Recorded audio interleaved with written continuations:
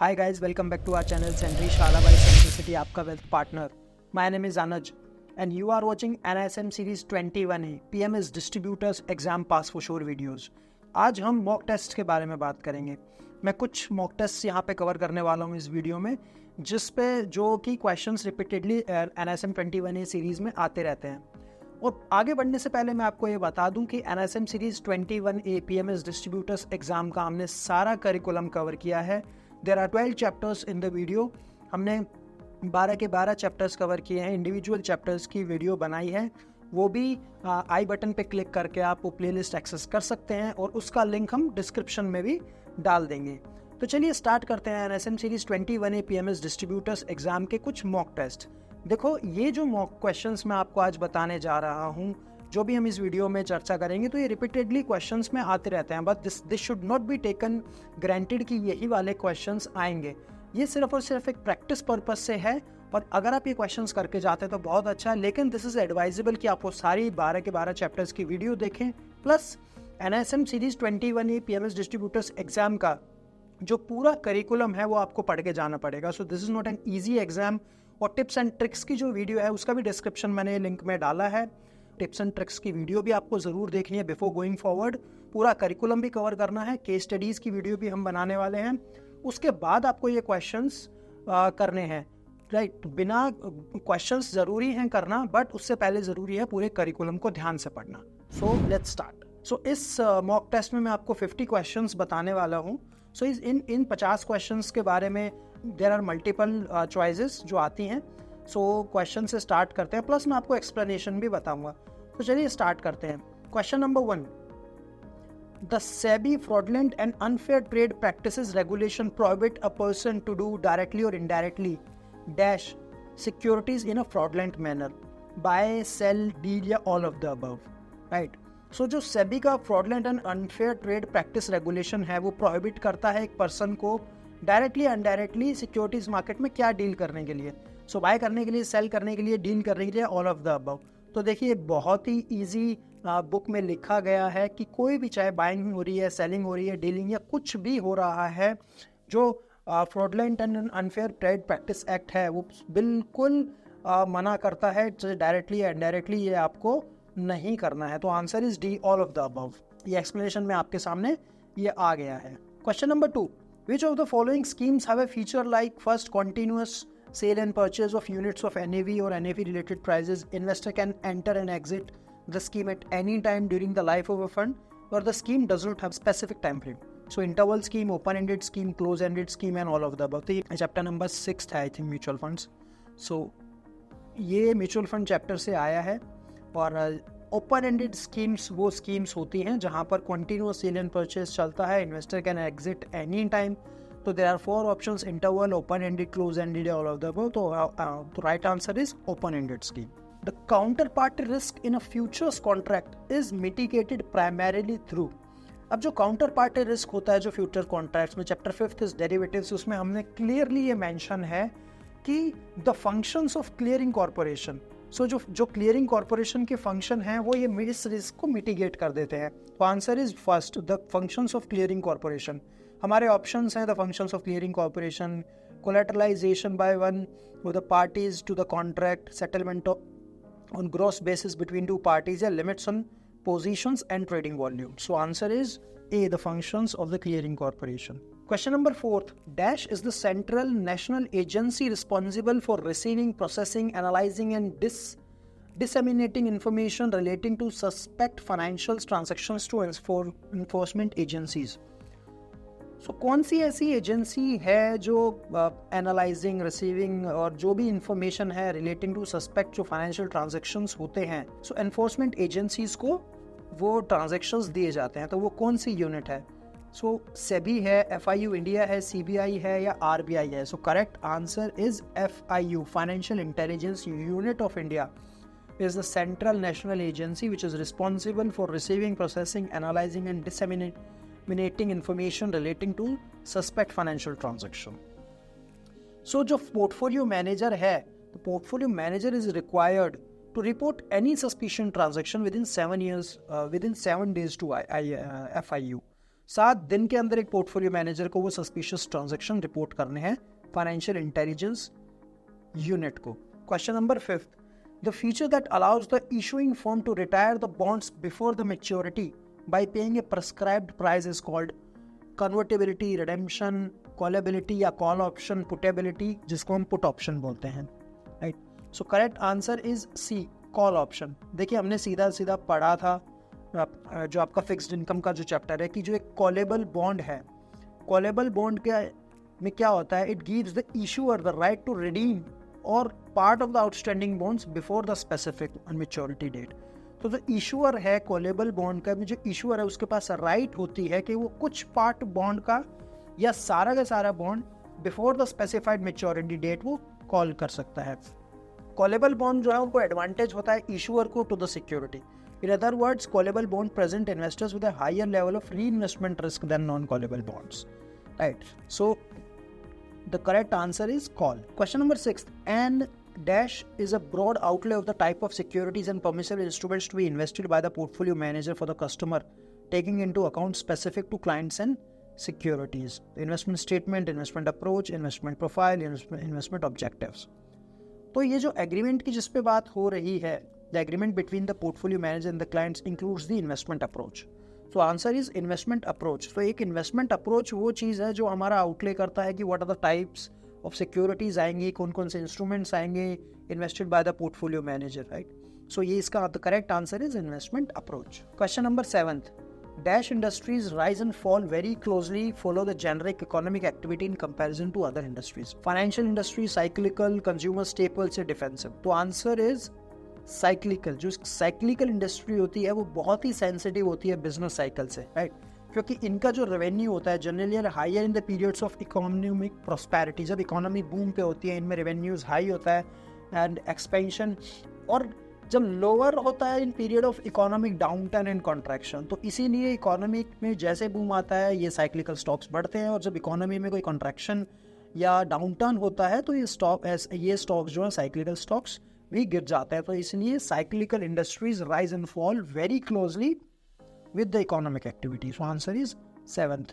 Question number 8, the agreement between the portfolio manager and the client should include which of the following? Investment approach, areas of investments and restrictions if any imposed by the client with regard to the investment in a particular company or industry. B, period of contract and provision of early termination if any, the investment objectives and the services to be provided, and all of the above, right?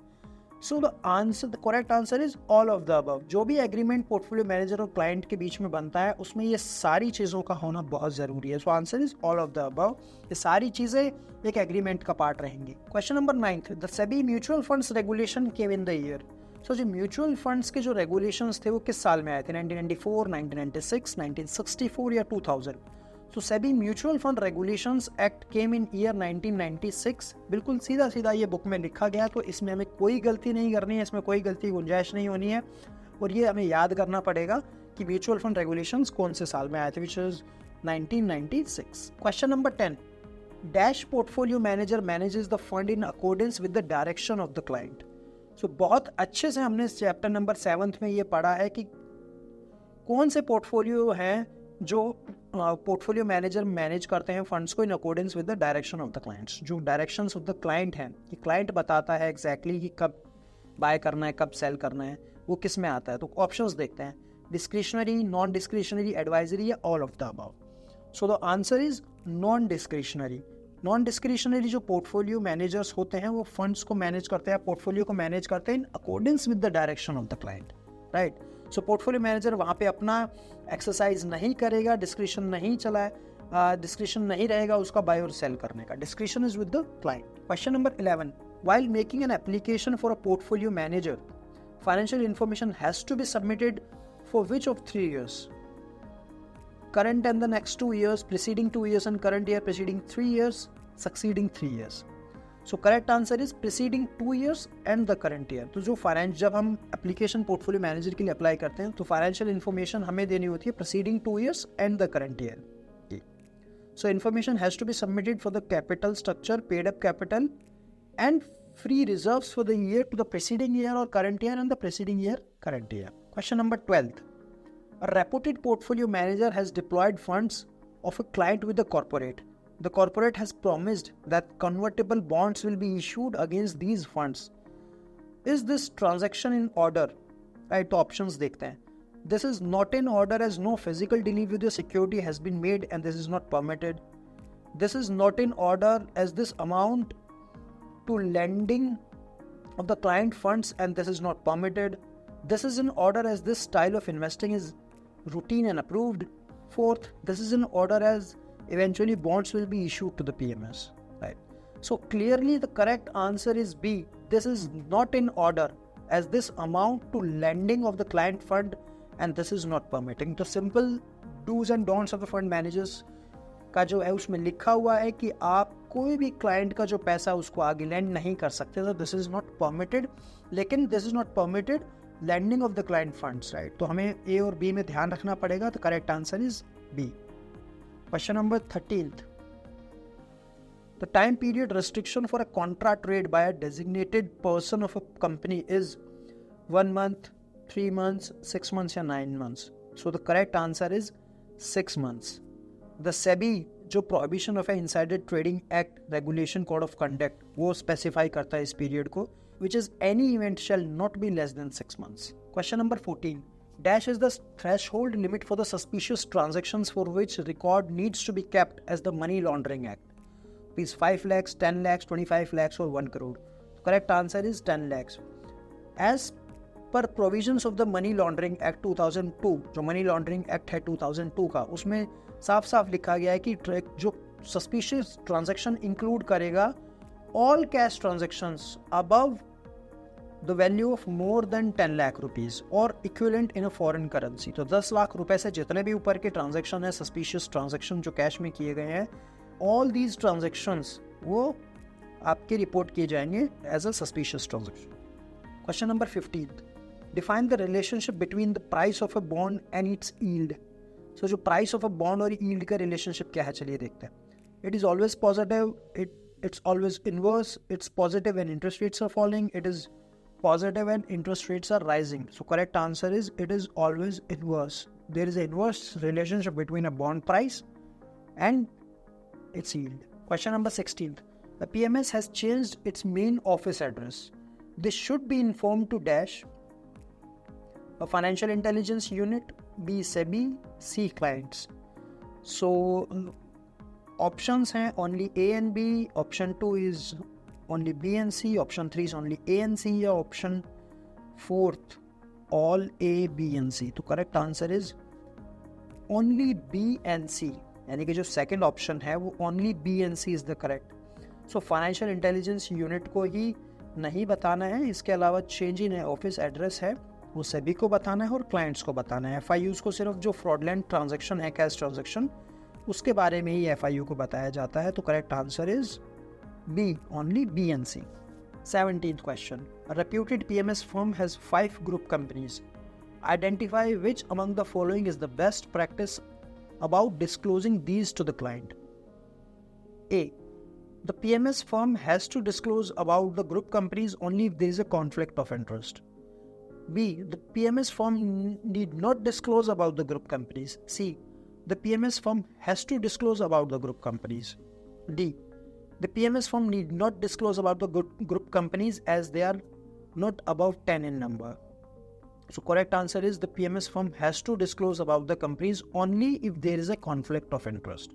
So clearly book में ये mention है if the portfolio manager has a group companies, जो अगर उसके group companies हैं तो इस disclosure of conflict of interest related to the services offered by the group companies वो portfolio manager disclose करेगा और only if there is a conflict of interest, right? So ये एक disclosure जाएगा. Question number 18th. Which of the following institutions can issue bonds in India? Financial institutions, banks, corporates, all of the above. तो बहुत ही easy answer है.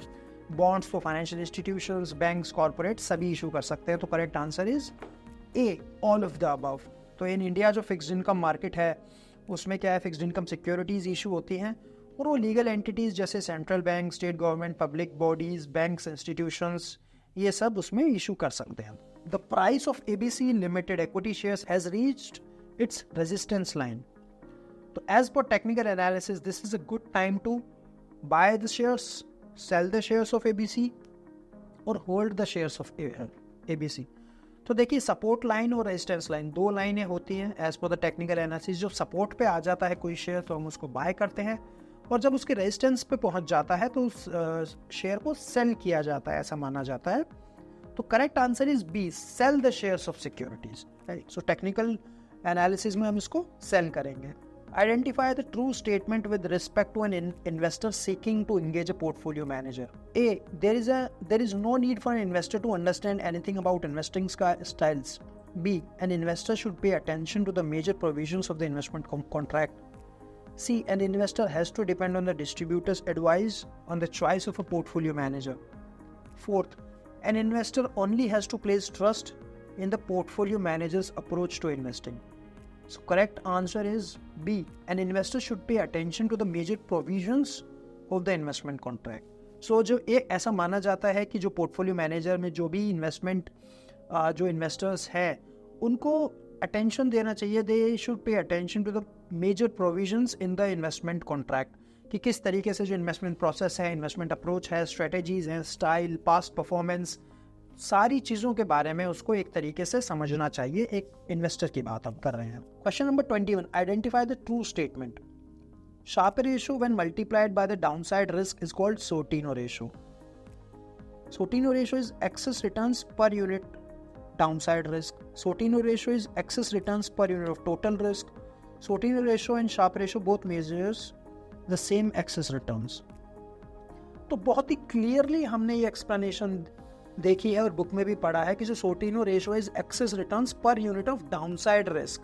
सो हम semi standard deviation का यहाँ पे यूज करते हैं, और जो RP minus RF divide by semi standard deviations, और जो स्टैंडर्ड डेविएशन उन स्टॉक्स की लेते हैं जो माइनस में जा रहे हैं या नीचे जा रहे हैं, राइट। तो इसीलिए यहाँ पे डाउनसाइड रिस्क को हम देखते हैं, इसीलिए यहाँ पे Sortino ratio is excess returns per unit of downside risk आ जाता है। Question number 22. Which type of compensation is not embedded in the nominal risk-free rate? A. Compensation for liquidity, compensation for time lapsation, compensation for postponing consumption, compensation for inflation. So कौन से वाली जो compensation है which is not embedded in a nominal risk-free rate? So compensation for liquidity is not embedded in the nominal risk-free rate. So answer is compensation for liquidity. Question number 23. The fund which is established to facilitate and organize the investment of the retirement funds contributed by the employees and the employer is known as Public Provident Fund, Pension Fund, Retirement Fund या Mutual Fund. So the answer is Pension Fund, right? So ये pension funds established किए जाते हैं एक तरीके से retirement funds, आपके retirement funds को contribute करते हैं, जहाँ पे आपका employee contribute करता है, employer भी contribute करता है, ताकि आपको रिटायरमेंट के टाइम पे कॉर्पस मिल पाए। Question number 24, identify the true statement with respect to PE ratio, price to earning ratio. PE ratio is the market determined earnings of a company. PE ratio is the market determined price of a company's equity. PE ratio is the market perceived earnings growth rate of the company. PE ratio is the market's willing investment for every 1 rupee of earnings of the company.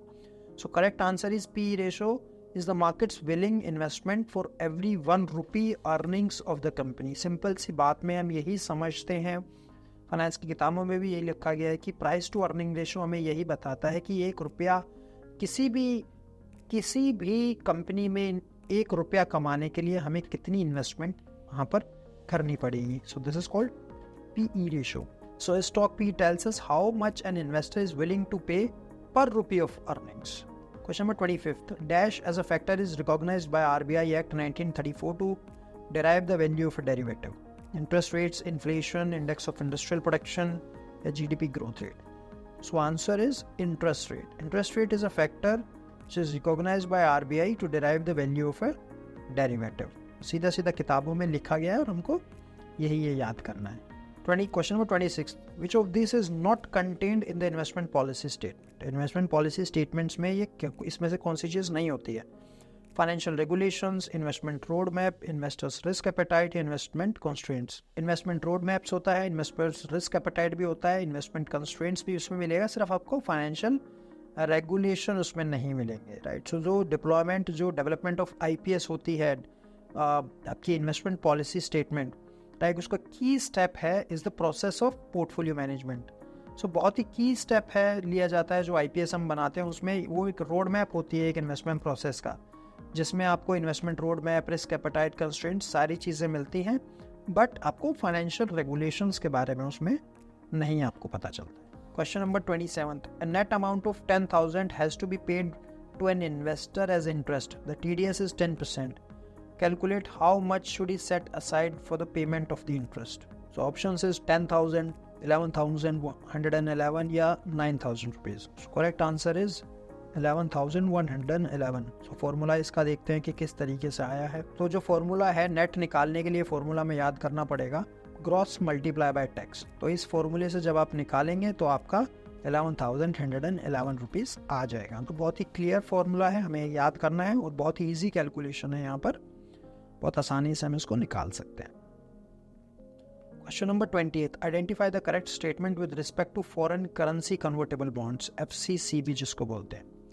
So FCCB are equity shares convertible into bonds. In FCCBs, the payment of interest and principal is in domestic currency. FCCBs are foreign currency denominated equity certificates issued by the firms. FCCBs are foreign currency denominated debt certificate issued by firms. So जो foreign currency convertible bonds हैं, इसमें से कौन सी statement ठीक है? So correct answer is FCCB are foreign currency denominated debt certificates issued by the firms. So ये debt certifications है, right? So explanation में दिया गया है कि FCCBs are foreign currency, जो generally डॉलर में होती है, denominated debt raised by companies in international market, right? But which have the option of converting into equity shares of the companies before they mature. So एक तरीके से ये debt raised by the companies है in international market में, but इनके पास option रहता है कि वो maturity से पहले उसको convert कर सकते हैं equity shares में, right? And the payment of interest and the repayment of principal is in foreign currency. Question number 29, as per which regulation is the KYC compliance has been mandatory? So KYC जो compliance mandatory हुआ उसका regulation कौन सा था? तो इस question को हमको याद ही करना पड़ेगा। Options देखते हैं, RBI Act 1934, SEBI Portfolio Managers Regulation Act 1996, SEBI Portfolio Manager Regulations 2020, Prevention of Money Laundering Act 2002।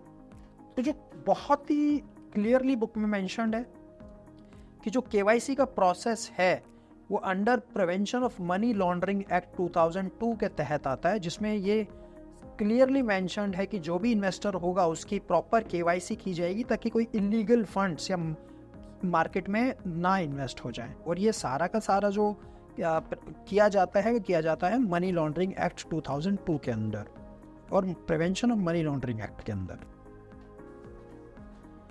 Question number 30. Miss Preeti invested in the US and she earned 18% on that US investment.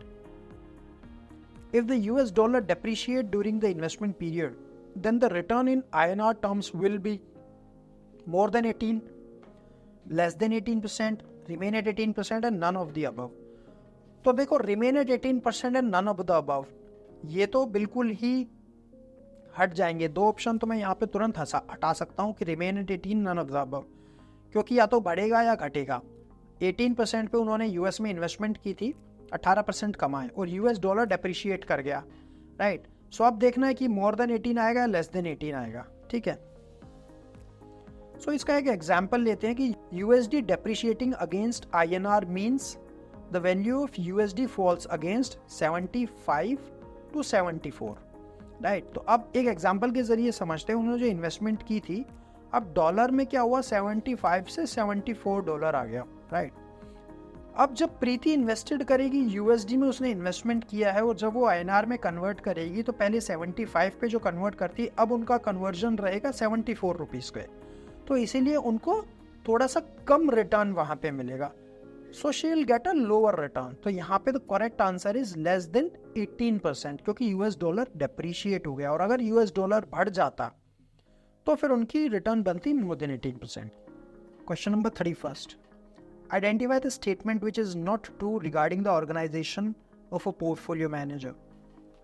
The legal existence of a portfolio manager should be separate from its promoters. Microcredit institutions under Cooperative Societies Act cannot be a portfolio manager. A person company can also be a portfolio manager. A portfolio manager is to be promoted by a scheduled commercial bank. So which statement is not true हमें देखना है. So answer is fourth. A portfolio manager is to be promoted by a scheduled commercial bank. तो ऐसा कहीं नहीं लिखा है कि एक portfolio manager promoted होना चाहिए by a scheduled commercial bank. So answer is D. A portfolio manager is to be promoted by a scheduled commercial bank. बाकी सारी चीज़ें हमने पहली तीनों चीज़ें हैं वो तीनों चीज़ें बिल्कुल ठीक है. What type of disciplinary action can be taken as per the SEBI prohibition of insider trading regulations? Wage freeze, recovery, suspension या all of the above? कोई भी insider trading की अगर information ऐसी लग जाती है regulator को, so क्या हो सकता है? Wage freeze, recovery, suspension या all of the above? तो answer is all of the above, right? So as per the SEBI prohibition of insider trading regulations act, सीधा उन्होंने बोला है कि इंक्लूडिंग वेज फ्रीज हो सकती है, सस्पेंशन हो सकता है, recovery, clawback may be imposed. तो इसमें से कोई भी चीज़ें इम्पोज हो सकती हैं. The currency pair of dash does not have future or options trading on Indian stock exchange. So कौन कौन से होते हैं चलिए समझते हैं. So JPY INR, USD INR, Chinese yuan INR या यूरो INR, इन चारों में से कौन सा ट्रेडिंग इंडियन जो स्टॉक एक्सचेंज है उस पर ट्रेड फ्यूचर और ऑप्शंस में नहीं आता है. तो so the correct answer is Chinese yuan INR. बाकी सब जो अवेलेबल है करेंसी पेयर्स वो हमारे USD INR हैं, यूरो INR है, great British pound, Britain pound, जो GBP INR भी है, जापानीज येन INR भी है. इससे 4 पेयर ही हैं इंडियन करेंसी मार्केट में जो भी ट्रेड कर सकते हैं फ्यूचर ऑप्शंस में, वो ये 4 हैं. चाइनीज युआन और INR अभी तक वहाँ पर ट्रेडेबल नहीं है. Question number 34. Mister Mehta initial contribution is ₹2 crore which then rises to 2 crore 30 lakhs in the first year. Therefore, a performance fees will be payable on ₹30 lakhs. Is this statement true or false? So this statement is true. क्यों? क्योंकि high water mark जो होता है is the highest value that the portfolio account has reached. So जो high water mark है वो एक highest value होती है जो पोर्टफोलियो या अकाउंट जहाँ पे पहुँचता है. And the portfolio manager charges performance based fees. जो परफॉर्मेंस फीस जो होती है वो लगती है सिर्फ increase in the portfolio value in excess of the previously high achieved water mark, right. So इसीलिए जो परफॉर्मेंस फीस है will be payable on only 30 lakh rupees. So correct answer is true. Identify the incorrect statement with respect to unsystematic risk. Unsystematic risk is diversifiable risk. Unsystematic risk is sector-specific risk. Unsystematic risk is unavoidable risk. Unsystematic risk is expected to be nil in a portfolio investment. So the correct answer is unsystematic risk is unavoidable risk. And because unsystematic risk can be avoided, right? So हम unsystematic risk को avoid कर सकते हैं by eliminating any unsystematic risk. जो है आपका company specific risk होता है, पहले ये समझते हैं. जो company specific risk है जैसे कि company suffering from huge losses due to fire in the factory. So ये unsystematic risk हम कैसे mitigate कर सकते हैं? By not investing in these type of companies. So इसीलिए ये avoidable है. But यहाँ पे हमें पूछा है which statement is incorrect. So these risks are avoidable. और थर्ड जो स्टेटमेंट है उसमें लिखा है systematic risk is unavoidable risk. तो इसलिए आपका जो करेक्ट आंसर है वो सी है, unsystematic risk is unavoidable risk, जो कि स्टेटमेंट गलत है क्योंकि unsystematic risk is avoidable risk. Question number 36. Identify which of these statements is are true with respect to unlisted equity investments.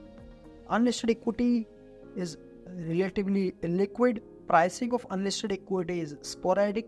Pricing of unlisted equity includes a discount for illiquidity or all of the above. So इसका correct answer is all of the above. जो unlisted equities हैं, जो unlisted equities में trade होता है, so unlisted equities relatively illiquid होती हैं आपकी जो listed securities से, और जो pricing भी है unlisted की वो भी continuous नहीं है. Pricing of unlisted equities includes a discount for illiquidity, also a discount provide करा देती है. तो इसलिए all of the above is the right answer. Question number 37. The nominal rate of return protect the investors from inflation risk. So comment this statement. Yes, it definitely protects. No, it definitely does not protect. Yes, it probably protects. You can't say. The correct answer is no, it definitely does not protect. तो question है the nominal rate of return protect the investors from inflation risk, right? So nominal rate of return बिल्कुल भी protect हमें नहीं करता inflation से. So explanation हम देखते हैं. The nominal risk free rate of return है is the rate of return an investor is certain on receiving on the due date, right? So जो rate of return है वो certain एक investor को मिलता है due date पे. An investor is certain of the amount as well as the timing of the return. Hence, it is the risk-free rate. क्योंकि हमें पता है कि एक अमाउंट कब मिलेगा, टाइमिंग पता है और अमाउंट का पता है कि अमाउंट कितना मिलेगा. Hence, it is a risk-free rate. But as can be seen, it ignores the potential changes in the purchasing power rupee due to inflation. अब क्या है, उस दौरान आपकी purchasing power कम हो गई due to rise in inflation. तो there is no guarantee that the rupee will have the same purchasing power. So इसीलिए ऐसा बोला गया है कि the nominal rate of return will not protect the investor from inflation risk. तो question हमसे पूछ रहा है कि the nominal rate of return protect the investor from inflation. That is why the correct answer is B. No, it definitely does not protect.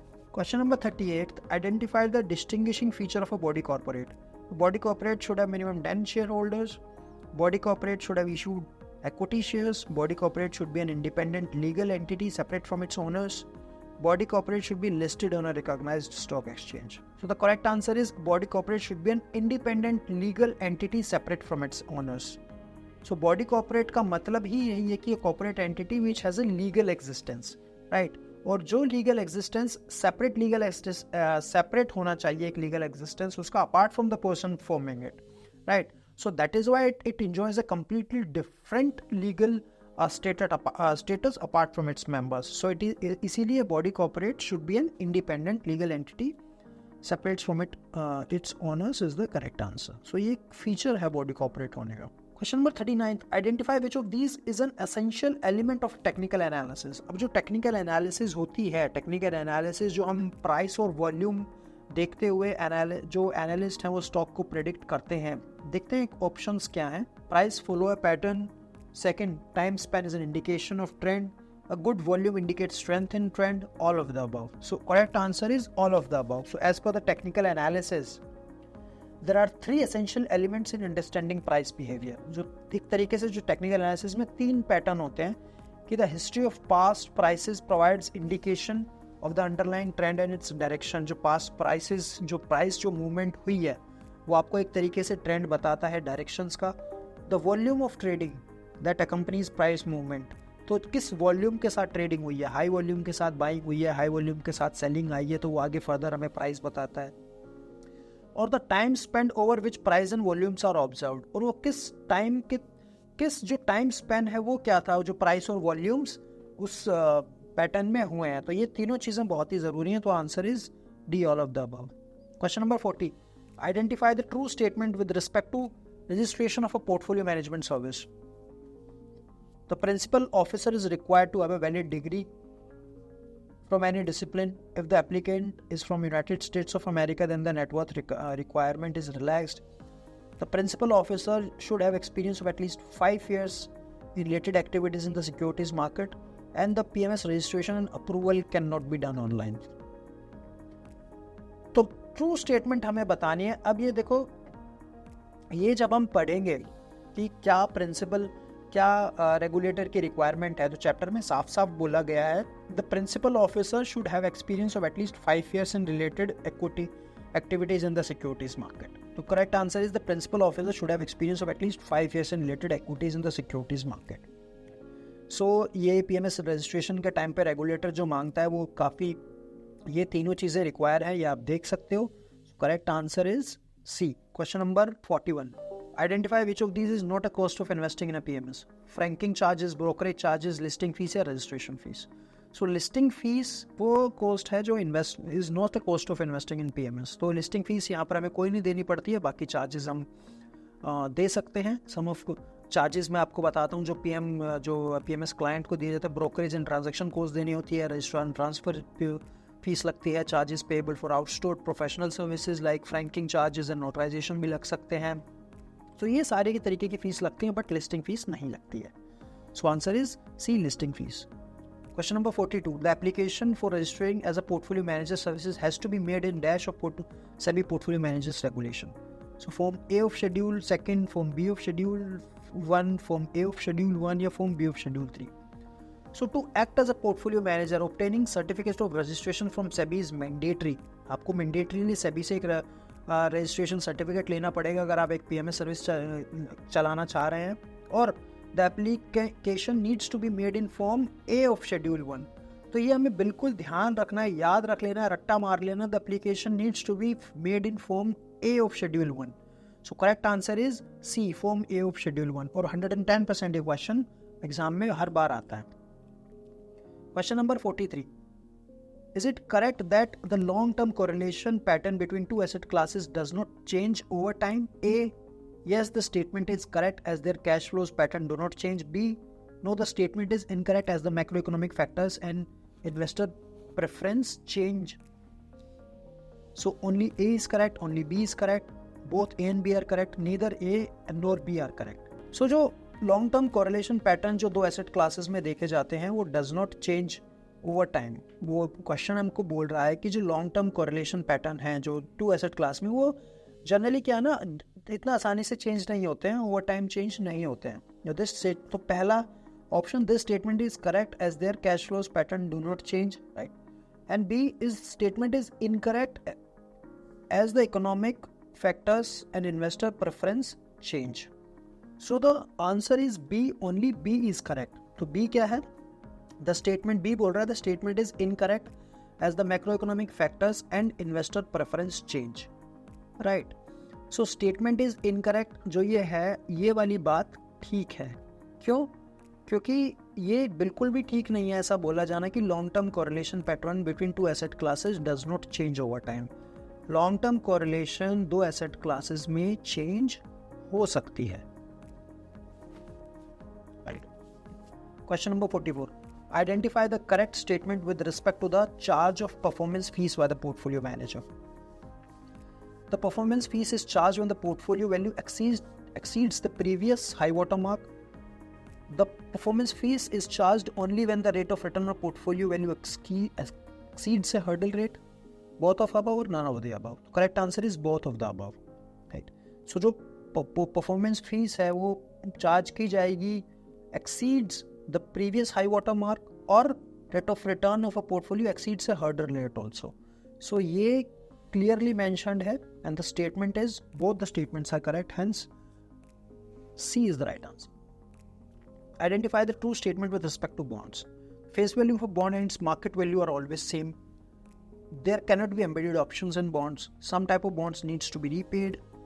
All bonds create a ownership right in a company. तो हमें true statement बतानी है तो true statement is some type of bonds need not to be repaid, right.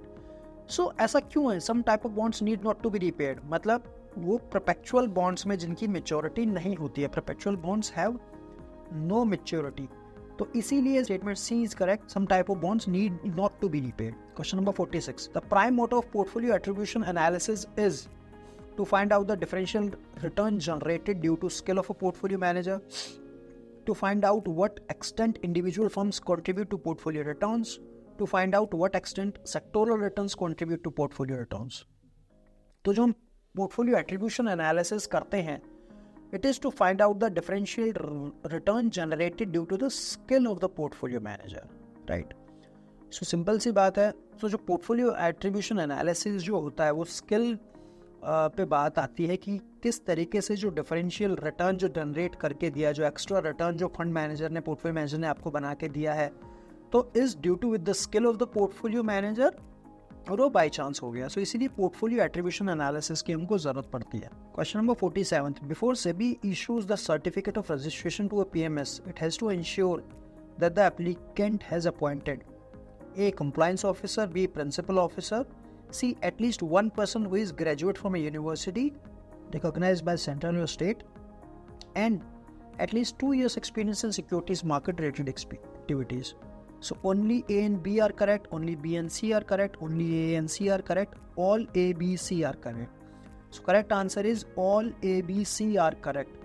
Before issuing a certificate, एक regulator ensure करेगा कि ये तीनों चीज़ें आपके पास होनी चाहिए। कंप्लायंस ऑफिसर होना चाहिए, प्रिंसिपल ऑफिसर होना चाहिए, और एक पर्सन ऐसा होना चाहिए जो ग्रेजुएट हो किसी भी सेंट्रल या स्टेट गवर्नमेंट रिकॉग्नाइज्ड यूनिवर्सिटी से, और एटलीस्ट 2 साल का एक्सपीरियंस हो सिक्योरिटीज मार्केट या रिलेटेड सर्विसेज में। When is a call option set to be out of the money, OTM कब बोलेंगे कॉल ऑप्शन को? तो ये डेरिवेटिव्स का क्वेश्चन है। When the market price is lower than the strike price, when the market price is equal to the OTC price, when the market price is equal to the strike price, and when the market price is higher than the strike price. So answer is when the market price is lower the strike price. तो जब एक call option का जो market price है उसके strike price से कम हो जाता है तो उसको हम OTM बोलते हैं, यानी कि आउट ऑफ द मनी। और जब बराबर होता है तो एट द मनी बोलेंगे, और जब ज़्यादा हो जाता है तो उसको हम इन द मनी बोलेंगे। Question number 49. An investor wants to invest for some near-term goals and he does not have much tolerance for variation. In this case, the investment universe should be restricted to dividend-paying blue-chip shares, top-rated long-duration fixed income securities, government bills, mid and small cap funds. तो देखो बहुत ही near term का उसका पैसा है और उसको tolerance भी नहीं है, कोई भी वेरिएशन वो नहीं चाहता है, राइट। सो इस केस में हम उसको क्या देंगे? तो correct answer is government bills. हम उसको mid and small cap fund नहीं दे सकते, top rated long duration fixed income में भी नहीं जा सकते क्योंकि वहाँ पे भी इंटरेस्ट रेट सेंसिटिविटी बहुत ज़्यादा है, और dividend paying blue chip shares में भी हम बिल्कुल नहीं जा सकते हैं। सो इसीलिए गवर्नमेंट बिल्स में हम इन्वेस्टमेंट ज़रूर कर सकते हैं, बाकी चीज़ों में हम इन्वेस्टमेंट नहीं कर सकते। Question number 50. As per SEBI regulations, dash is the minimum limit value of funds or securities that can be accepted from a client by a PMS. 25 lakh, 50 lakh, 1 crore या 1.5 crore. Portfolio management services are regulated by SEBI under portfolio manager regulations, और clearly SEBI ने बोला है कि minimum 50 lakhs और securities having minimum worth of 50 lakhs at the time of account opening ये आपको client से लेने हैं for the purpose of rendering portfolio management service to the client. So answer is B, 50 lakh rupees. So guys, this is it from this mock test. हमने ये 50 questions cover किए एक mock test में। Hope आपको ये अच्छे लगे होंगे, और ये 50 questions with explanation मैंने आपको बताए हैं। ये 50 के 50 question आपको ज़रूर प्रैक्टिस करने चाहिए बिफोर राइटिंग द एग्ज़ाम, और ये रिपीटेडली आते रहते हैं, और ऐसे ऐसे मैं और भी मॉक टेस्ट कवर करने वाला हूँ। बट अगेन मैं फिर वही बोलूँगा, दिस इज़ एडवाइजेबल कि आप पूरा करिकुलम पढ़ के जाएँ, हमारी पास फॉर श्योर जो NISM की वीडियोज़ हैं वो भी आप देखें, और उसके बाद फिर आप मॉक टेस्ट पे पहुँचे। So guys, thank you so much video में बने रहने के लिए। अगर आपको वीडियो अच्छी लगी है तो प्लीज़ लाइक कीजिए और वीडियो को शेयर कीजिए और हमारे चैनल को सब्सक्राइब कीजिए। और जितने भी हमारे पास फॉर श्योर के जो हमने जो NISM 21A डिस्ट्रीब्यूटर्स एग्ज़ाम की वीडियोस डाली हैं उसको आप देखना ना भूलें। उसका लिंक भी मैंने डिस्क्रिप्शन में डाल दिया, आई बटन पे भी आप क्लिक कर सकते हैं। So please do watch the videos, और कोई भी आपका फीडबैक आता है, कोई सजेशन है तो आप हमें प्लीज़ बताइए। So thank you so much.